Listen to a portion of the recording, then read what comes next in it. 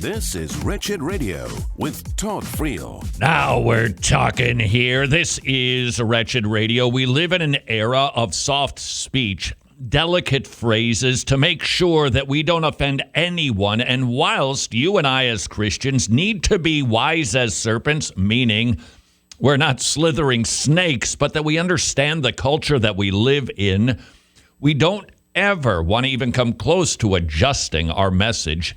But we do want to be mindful of customs, the way people speak, because we don't want to unnecessarily annoy somebody.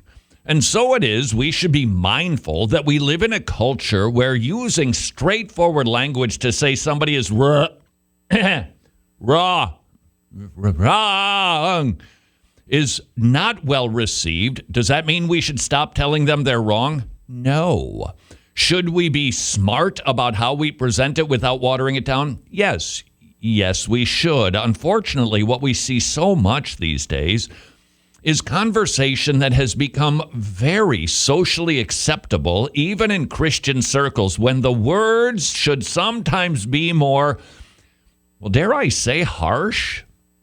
There were times when Jesus spoke very forthrightly. It was a punch in the nose of the Pharisees. He did not mince words.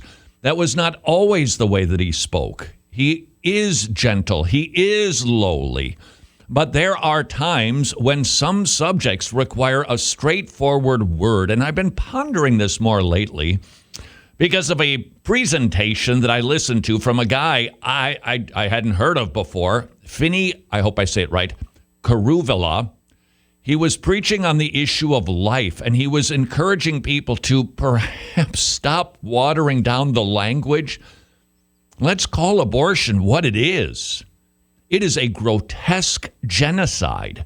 It is a wicked activity. It is an abominable sin, and a nation that not only practices it, but also gives it a stamp of approval from the highest authorities in the land. That's a nation that is behaving wickedly. But we don't talk much like that anymore. And I think we would do well without being ridiculous and fantastic and unnecessarily provocative in the worst sense of that word. We need to be calling this what it is. Speaking of that presentation, I'm going to share a snippet from you that was rather powerful. And maybe, just maybe, this will encourage you to remember what it is that we're dealing with when we're talking about the life issue, and maybe not fall into our contemporary trap of being soft and sensitive about what this is. This is from that speech from Finney talking about the life issue. Yeah, well, this is basically, if you will, a letter from a baby in the womb to mom. Oh, boy. Month 1. Mommy, I am only 8 inches long, but I have all my organs. I love the sound of your voice every time I hear it. I wave my arms and legs. The sound of your heartbeat is my favorite lullaby. Month 2. Mommy, today I learned how to suck my thumb. If you could see me, you could definitely tell that I am a baby. I'm not big enough to survive outside my home, though. It's so nice and warm in here. Month 3. You know what, Mommy? I'm a girl. I hope that makes you happy. I want you to always be happy. I don't like it when you cry. You sound so sad. It makes me sad too, and I cry with you, even though you can't hear me. Month 4. Mommy, my hair is starting to grow. It is very short and fine, but I will have a lot of it. I spend a lot of my time exercising. I can turn my head and curl my fingers and toes and stretch my arms and legs. I am becoming quite good at it too. Month 5. You went to the doctor today. Mommy, he lied to you. He said that I'm not a baby. I am a baby, Mommy. You're a baby. I think and feel. Mommy, what's abortion? Month 6. I can hear that doctor again. I don't like him. He seems cold and heartless. Something is intruding in my home. The doctor called it a needle. Mommy, what is it? It burns. Please make him stop. I can't get away from it. Mommy, help me. Month 7. Mommy, I am okay. I'm in Jesus' arms. He is holding me. He told me about abortion. Why didn't you want me, Mommy?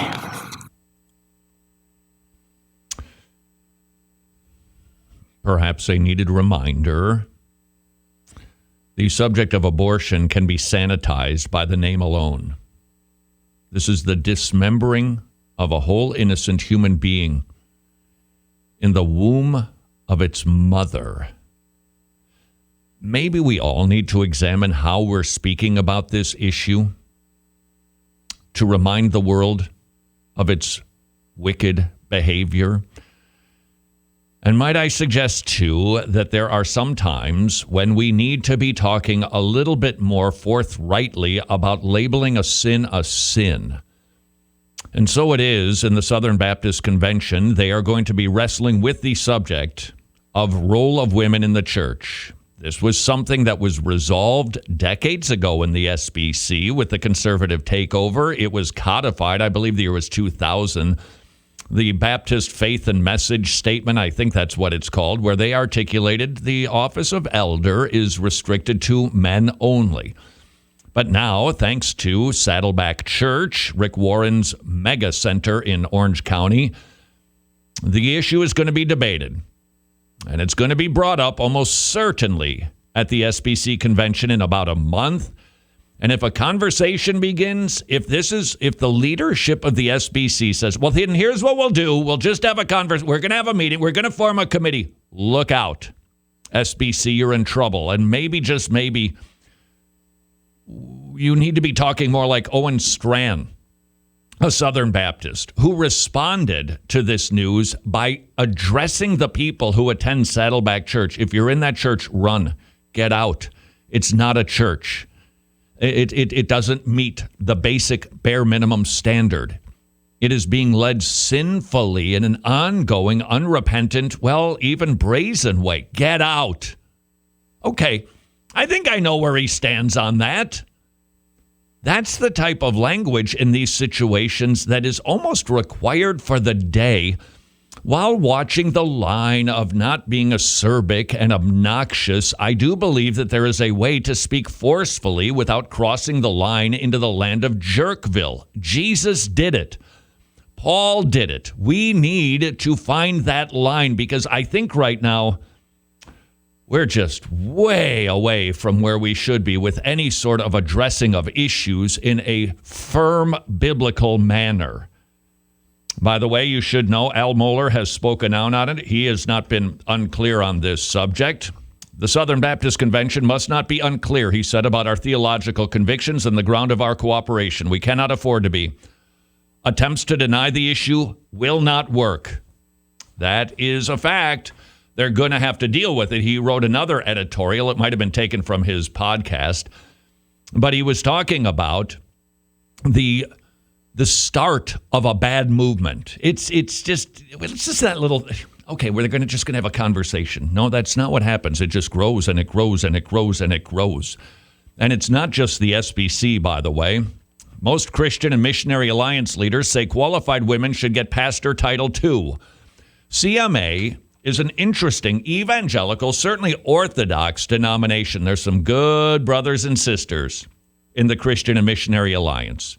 There's also a branch in Canada, which is even increasingly putting women in the role of elders. I don't think it's been voted on a national level in Canada, but it's on the way. This is the way the slope always slips. Don't we have enough testimony from the Methodists, the Lutherans, liberal Presbyterians? It just keeps sliding away. And the CMA in America is starting to deal with the same thing, where the majority of the pastors polled said, let's start calling women in ministry pastors. And they might think, well, that's just not that big of it's just a title. Furthermore, they're doing some work that the pastor does.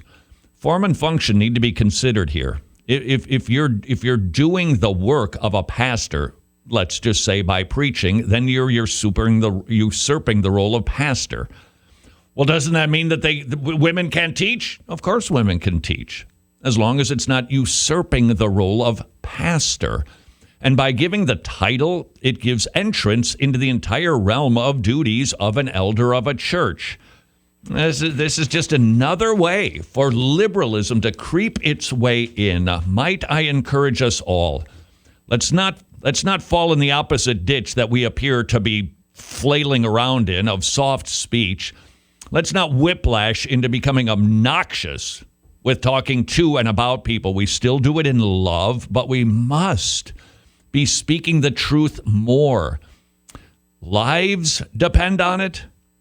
Eternities depend on it. If we're confused about how we should go about speaking truth and love, let's study our master who did it right every single time. This is Wretched Radio.